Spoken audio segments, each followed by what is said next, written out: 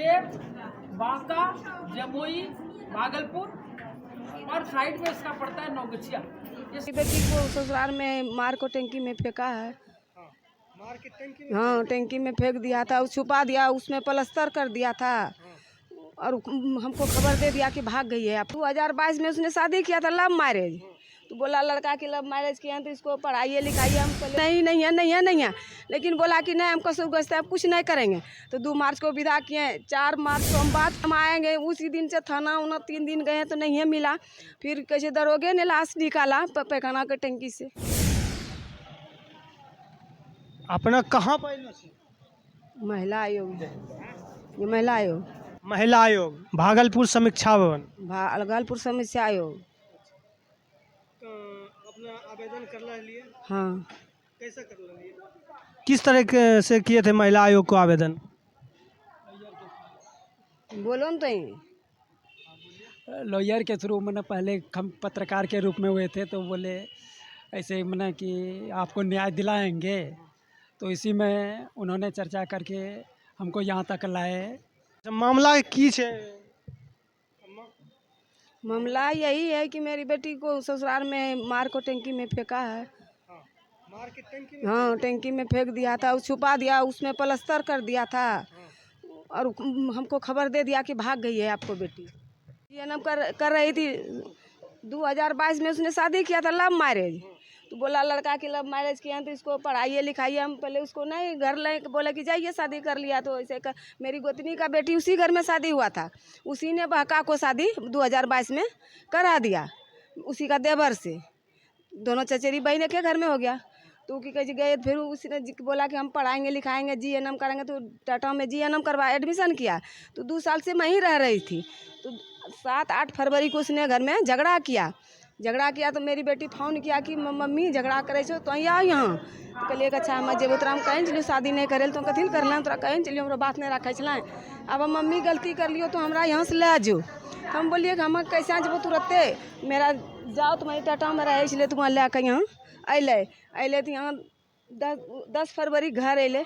10 फरवरी के अले वो की कहे 2 फरवरी की कहे यहाँ 26 फरवरी को यहाँ मेरे घर आया लड़का कि हमको विदा कीजिए। कहलिए कि हम नहीं विदा करेंगे। मेरी बेटी बोली कि कैसे हमको पढ़ाएगा तो हम जाएंगे, नहीं तो हम नहीं जाएंगे, हम अपना व्यवस्था अपने करेंगे।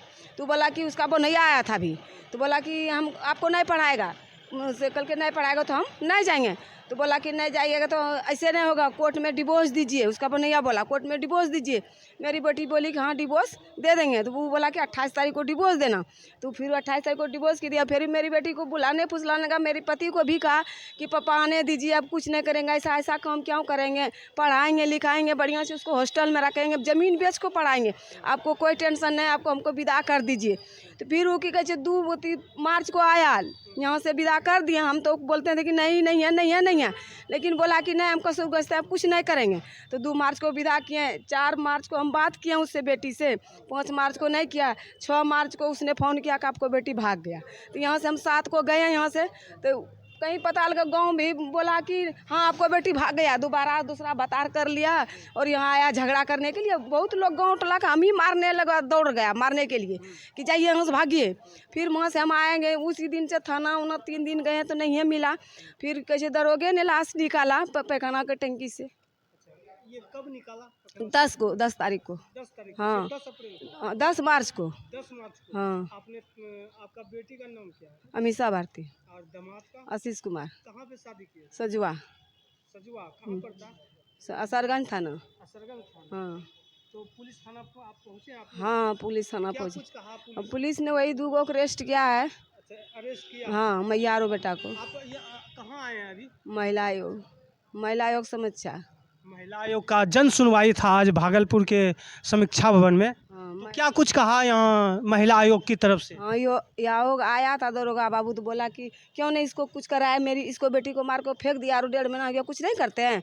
तो हाँ करते हैं, 2 को अरेस्ट किया। अब क्या कब करिएगा? तो बोला कि 10 दिन को समय लिया है। ये महिला आयोग ने हाँ हाँ, 10 दिन को समय लिया है दरोगन की, 10 दिन में अरेस्ट कर देंगे तीनों को। क्या लगता है कि महिला आयोग आपको न्याय करेंगे? जरूर करेगा। है? हाँ। अच्छा, क्या नाम हुआ आपका? मीरा देवी। आपका घर प्रॉपर कहाँ है? मेरा घर है समूहगंज थाना, धर्मपुर। हाँ, शंभूगंज थाना पड़ता है, बांका जिला। और ये कौन है आपका? अच्छा, क्या नाम हुआ आपका? अशोक कुमार सिंह। अशोक कुमार सिंह। अच्छा, क्या मामला था, इन्होंने बताया, क्या लगता है इसमें? ऐसा लगता है कि हमें ज़रूर न्याय मिलेगा। इसने सज़ा जैसा बोले अध्यक्ष जी, समीक्षा हुआ। भागलपुर के समीक्षा भवन में पहुंचे हैं। राष्ट्रीय महिला आयोग का जन सुनवाई में क्या कुछ कहा यहाँ पे? उन्होंने पूरा भरोसा दिलाया कि इन्हें आपको न्याय मिलेगा। इतना ही आप जान लीजिए कि न्याय मिलेगा, चाहे मैंने इसमें जितना भी दोषी होगा सबको। और कुछ बातचीत क्या हुआ महिला आयोग? क्या कुछ उन्होंने थाना प्रभारी से ही सारे मना की कागजात मांगे कि आपने इतना देर हो गए क्यों नहीं कार्यवाही किए। तो उन्होंने भी आश्वासन दिए कि हम 10 रोज़ में बचे हुए सबको रेस्ट करेंगे, न्याय मिलेगा। हमें पूर्ण विश्वास है कि धर्मपुर घर हुए, शंभूगंज थाना, बांका, कुरमा पंचायत। बांका, जमुई, भागलपुर और साइड में इसका पड़ता है नौगछिया। ये सारे मिलकर के जितने केस, जितने कंप्लेन हमारे यहाँ गए थे, उसको लेकर के मैं यहाँ पहुँची थी। 35 केस की सुनवाई आज हुई है। इसके साथ साथ जो नए केसेस आए, जो आज खुद एप्लीकेंट लेके आई थी, उसकी भी सुनवाई हम लोगों ने की है। और मेरा विश्वास है कि आने वाले समय में महिलाएं बराबर के दर्जे पर आगे बढ़ेंगी। जो हमारे सरकार के सपने हैं वो पूरा होगा। इस महिलाओं को क्या अपील की? महिलाओं से मैंने अपील की है कि आप बच्चियों की शादी सक्षम होने का, पढ़ाई के रास्ते में वो पूरा करें, सबल बने शारीरिक रूप से, मानसिक रूप से, शैक्षणिक रूप से। और वो तब आप उसकी शादी की बात सोचें। कम उम्र में शादी करना एक अपराध है और ऐसा अपराध अशोभनीय है। वो रोए, बेटी रोए, मैं नहीं चाहती। आयोग कभी नहीं चाहती है कि हमारी बेटी किसी से कमज़ोर रहे। आज के डेट में नहीं, विज्ञान भी कहता है कि किसी भी रास्ते में बच्ची शारीरिक रूप से कमज़ोर नहीं है। अगर उसकी शादी समय पर की जाए तो वो किसी भी चीज़ में कमज़ोर नहीं होगी, ऐसा मेरा मानना है। आयोग ऐसा सोचती है। ऐसा कोई महिलाओं केस को सशक्त और स्वावलंबी बनाने के लिए आयोग की तरफ से क्या कोई पहल? देखिए, आयोग इसके लिए ना ट्रेनिंग देती है। एक तो कानूनी जानकारी देती है, दूसरा क्या करती है कि आपको कैसे लीडरशिप आए आपके अंदर। पंचायत से लेके पार्लियामेंट तक जाने का सफ़र के रास्ते में वो लीडरशिप ट्रेनिंग। अभी तो हम लोग ये कहते हैं सी इज़ द चेंज मेकर। अगर समाज में चेंज लाना है तो वो मेकिंग का काम महिलाएं ही करेंगी। वो इतनी पावरफुल है, जो घर चला सकती है वो संसार चला सकती है। इसके लिए आप देखेंगे हमारी जो वीरांगना महिलाएं, यहाँ पर आप लक्ष्मीबाई का नाम ले सकते हैं, आप अहिल्याबाई को देख लें, आप सावित्रीबाई फुले का देख लें। एक से एक महिलाएं वीरांगना जो देश के निर्माण से लेकर के राज्य निर्माण तक का काम की हैं। तो आज भी वो महिलाएं कमज़ोर नहीं है, बस उसको अवसर देने का एक चाहिए, और वो अवसर आयोग देती है। और सरकार, भारत सरकार, स्टेट सरकार, सारे लोग इसमें लगे हुए हैं। अभी मुझे आपको जानकारी होगा कि पंचायत में यहाँ 50% आरक्षण प्राप्त है। सबसे पहला राज्य ये है।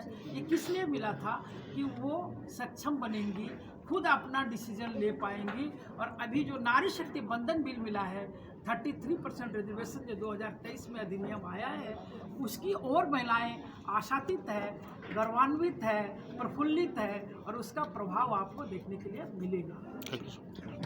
बाकी इस वीडियो के बारे में आपका क्या विचार है, कमेंट करिए, बताएं। जय हिंद, जय भारत।